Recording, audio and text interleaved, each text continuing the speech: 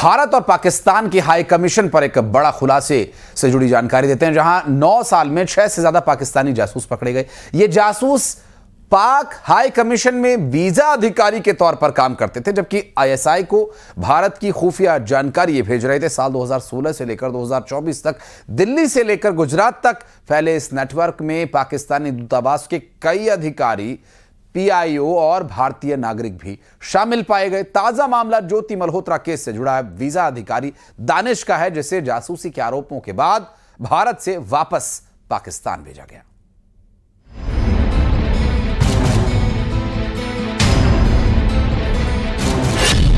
भारत में आईएसआई ने बदला जासूसी का पैंतरा। वीजा के बदले बनाया लोकल जासूसी नेटवर्क। सिम के बदले वीजा, पैसों के बदले जासूसी।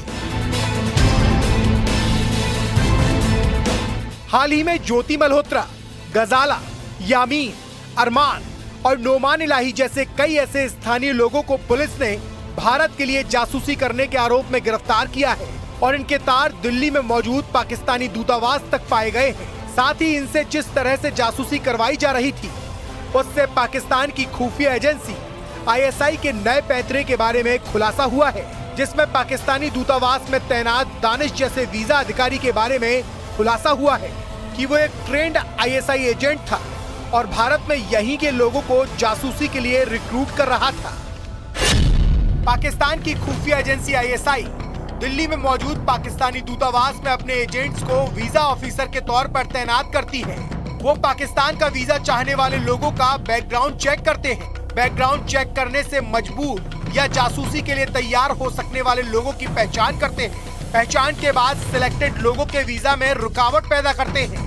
वीजा पास करने के एवज में टेस्ट करने के लिए भारतीय सिम की मांग करते हैं। जो सिम दे देता है उसे एक एजेंट के साथ जोड़ देते हैं। वीजा के लिए उनसे एजेंट जासूसी वाले काम कराते हैं और सैन्य, प्रशासनिक और सामाजिक ढांचे की जानकारी इकट्ठा कराते हैं। इसी तरीके से ज्योति मल्होत्रा, गजाला, यामीन, अरमान और देवेंद्र को आईएसआई ने अपना मोहरा बनाया।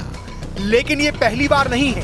इससे पहले भी इसी तरह से पाकिस्तान की खुफिया एजेंसी आईएसआई ने बहकाने, लालच देकर जासूसी कराने से लेकर ब्लैकमेल और डराने धमकाने का भी सहारा लिया है। अप्रैल 2024 में मिलिट्री इंटेलिजेंस ने एक मॉड्यूल का भांडाफोड़ किया था। यह मॉड्यूल आईएसआई के लिए जासूसी करने वालों को सिम उपलब्ध करवाता था। सिम वाला ये नेटवर्क दिल्ली से गुजरात तक फैला हुआ था। पिछले 10 सालों से आईएसआई लगातार पाकिस्तान दूतावास में अपने एजेंट को अलग अलग विभागों में अलग अलग पदों पर नियुक्त करता रहा है, खास तौर पर ऐसे विभागों में जहां आम लोगों से मुलाकात होती है। कई मौकों पर ऐसे आईएसआई एजेंट गिरफ्तार भी किए गए हैं। ऐसे में उन्होंने लोकल्स का एक जासूसों का जाल तैयार करना शुरू किया, जिससे जासूसी भी कराई जा सके और आईएसआई एजेंट्स पर आंच भी ना आए। मकसद साफ है, लोकल लोगों से जासूसी करवाई जाए, संवेदनशील इलाकों की जानकारी हासिल की जाए, खास जगहों की फोटो वीडियो हासिल किए जाए, पाकिस्तान के पक्ष में नैरेटिव तैयार किया जा सके। अब साफ हो चुका है कि आखिर आईएसआई का मकसद क्या था और क्यों आम लोगों को, ऐसे लोगों को जो किसी की नजर में ना आए, उन्हें जासूसी के नेटवर्क में शामिल किया जा रहा था और उन्हें पैसे, प्रलोभन या फिर धमकी या ब्लैकमेल करके जासूसी करवाई जा रही थी। इसकी एक और वजह थी, पाकिस्तान से आए एजेंट के पास डिप्लोमेटिक कवर होता है। डिप्लोमेटिक कवर से उन पर सीधा एक्शन संभव नहीं होता। एक्शन सिर्फ एजेंट से जुड़े भारतीय लोगों पर होता है। ऐसा नेटवर्क बनता है जिसमें एक दूसरे से लोग अनजान होते हैं। आईएसआई के बनाए लोकल जासूस नेटवर्क का पता लगाना मुश्किल।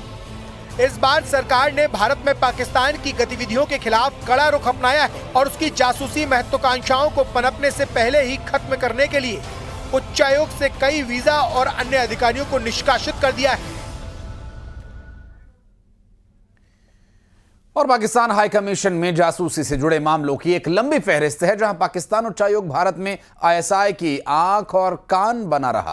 पहले भी कई नाम सामने आए, आबिद हुसैन, ताहिर खान, राणा मोहम्मद और अब दानिश। फिर सवालों में Pakistan high commission. ISI agent बनकर आया दानिश। वीजा अफसरों से लेकर कुक तक कौन कौन आईएसआई एजेंट, सालों से कैसे चलता रहा जासूसी का नेटवर्क, पहलगाम हमले से भी जुड़ रहे हैं तार।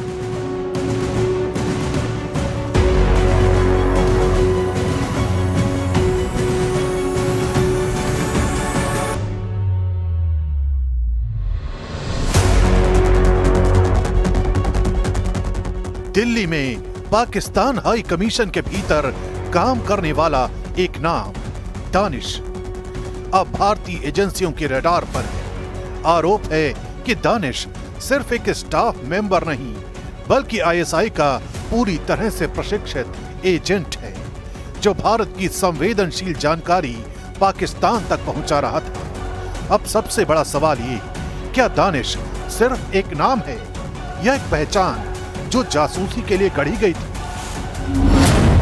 ये कोई पहली बार नहीं है जब पाकिस्तान हाई कमीशन पर ऐसे आरोप लगे।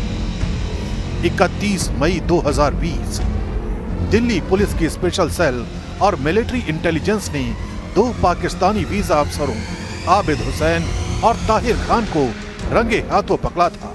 दोनों आईएसआई के एजेंट निकले जो अफसर बनकर भारत में तैनात थे।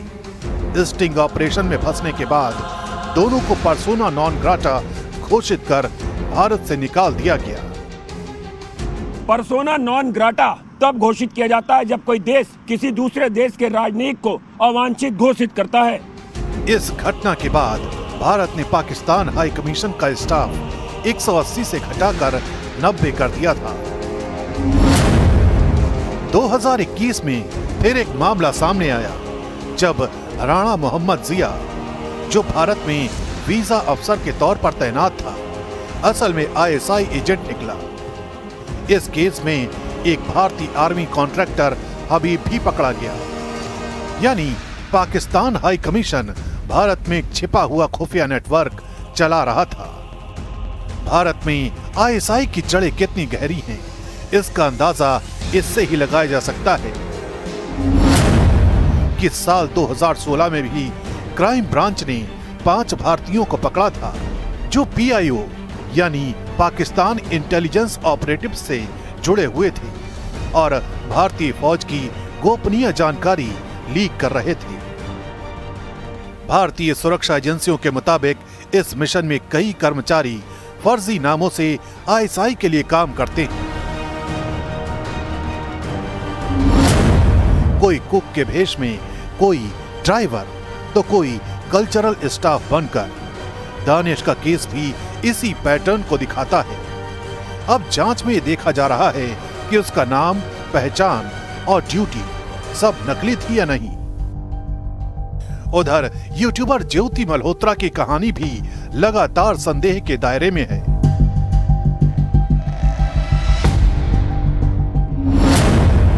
सूत्रों के मुताबिक पहलगाम आतंकी हमले के दौरान वो इंडोनेशिया में थी, लेकिन आरोप है कि आईएसआई ने उसे एक नैरेटिव गढ़ने के लिए इस्तेमाल किया।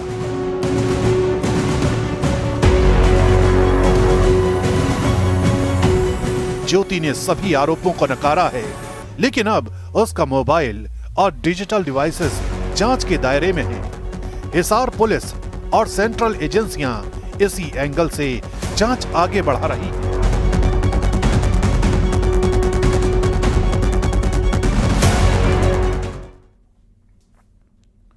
और अब से कुछ ही देर बाद